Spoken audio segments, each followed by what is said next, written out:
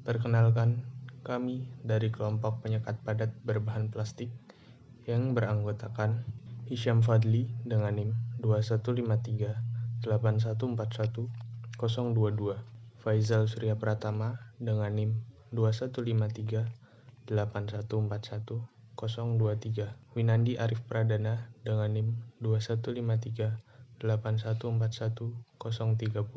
Abdul Rahman Nur Wicaksono dengan NIM 21538141032. Penyekat listrik atau isolator listrik adalah materi di mana muatan listrik tidak dapat lewat dengan bebas, sehingga menjadikannya hampir mustahil untuk mengantarkan arus listrik. Penyekat sendiri berfungsi untuk memisahkan antara zat yang diinginkan dengan zat yang tidak diinginkan. Kali ini, kami akan menjelaskan tentang penyekat padat, khususnya penyekat berbahan plastik atau polimer. Penyekat plastik atau polimer merupakan bahan organik dengan bobot molekul yang sangat tinggi. Saat ini plastik atau polimer yang sering digunakan sebagai isolator menggunakan bahan sintetis.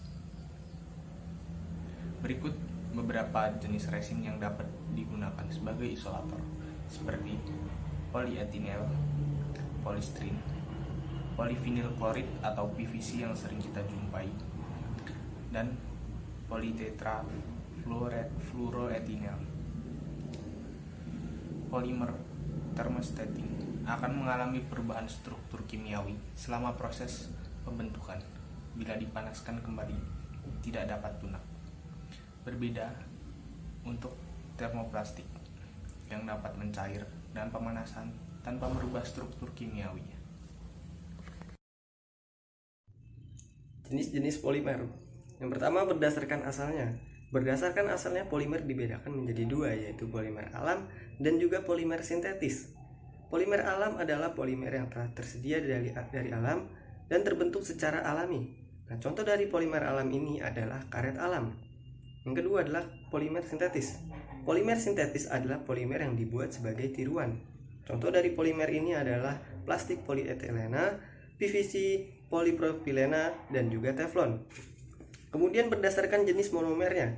Berdasarkan jenis monomernya, polimer dibedakan menjadi dua, yaitu copolimer dan juga homopolimer. Copolimer adalah polimer yang tersusun dari monomer yang berbeda. Contoh copolimer adalah dacron yang tersusun dari monomer asam tereftalat dan juga etanodiol. Kemudian homopolimer. Homopolimer adalah polimer yang tersusun dari monomer yang sama. Contoh dari homopolimer adalah PVC yang tersusun dari monomer vinyl klorida. Kemudian berdasarkan sifatnya terhadap panas, polimer dibedakan menjadi dua, yaitu thermosetting dan juga thermoplas. Polimer thermosetting adalah polimer yang hanya dapat dipanaskan satu kali pada saat pembuatannya. Maka dari itu, ketika polimer thermosetting ini pecah, tidak dapat disambung kembali atau dicetak kembali dengan cara pemanasan. Yang kedua adalah polimer thermoplas. Polimer thermoplas adalah polimer yang dapat dipanaskan berkali-kali. Maka dari itu, polimer thermoplas apabila hancur atau rusak dapat disambung kembali atau dicetak kembali dengan cara pemanasan. Kemudian materi selanjutnya memasuki materi kelebihan dan kekurangan dari plastik atau polimer itu sendiri. Untuk kelebihannya, yang pertama, polimer itu memiliki bobot yang relatif lebih ringan dibandingkan bahan-bahan yang lainnya. Kemudian yang kedua, memiliki bentuk geometri yang sederhana. Yang ketiga, memiliki daya tahan terhadap polusi. Dan yang terakhir, yaitu yang keempat, waktu relatif pembuatan bahan yang berdasarkan polimer itu lebih singkat dibandingkan bahan-bahan yang lainnya. Kemudian memasuki kekurangan dari bahan isolator polimer. 1. Bahan isolator polimer mempunyai permasalahan penuaan yang dapat mempengaruhi masa pakai bahan tersebut.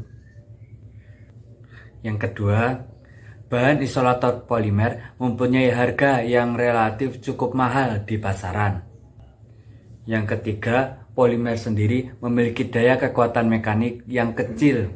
Dan yang terakhir, yaitu yang keempat, bahan isolator polimer itu sendiri mempunyai permasalahan kompatibilitas material pada bahan itu sendiri. Kegunaan bahan isolator polimer.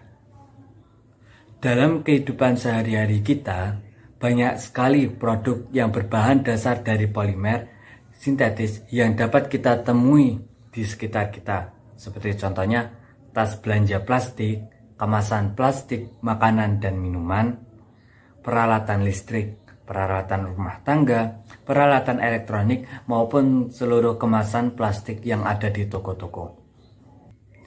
Setiap kali kita berbelanja dalam jumlah yang kecil, contohnya kita berbelanja pada di toko, swalayan, maupun di pasar, kita pasti akan selalu memiliki kemasan untuk mengirimkan barang kita dalam bentuk plastik, ataupun bisa disebut juga dengan kantong kresek.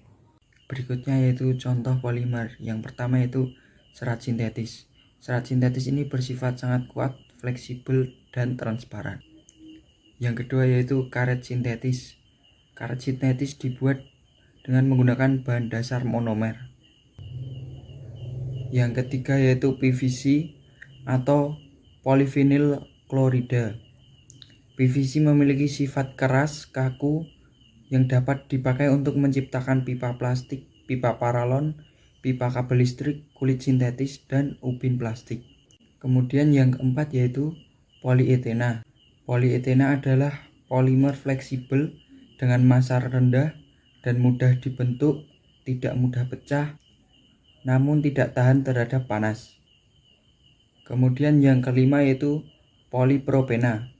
Polipropena ini memiliki sifat yang sama dengan polietena, namun lebih tahan terhadap panas dan juga asam basa.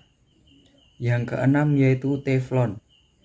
Teflon adalah lapisan tipis yang tahan panas dan bahan kimia. Kemudian yang terakhir yaitu bakelit. Polimer ini sangat keras dan memiliki titik lebur yang tinggi dan tahan terhadap api. Bakelit biasanya digunakan sebagai piting lampu.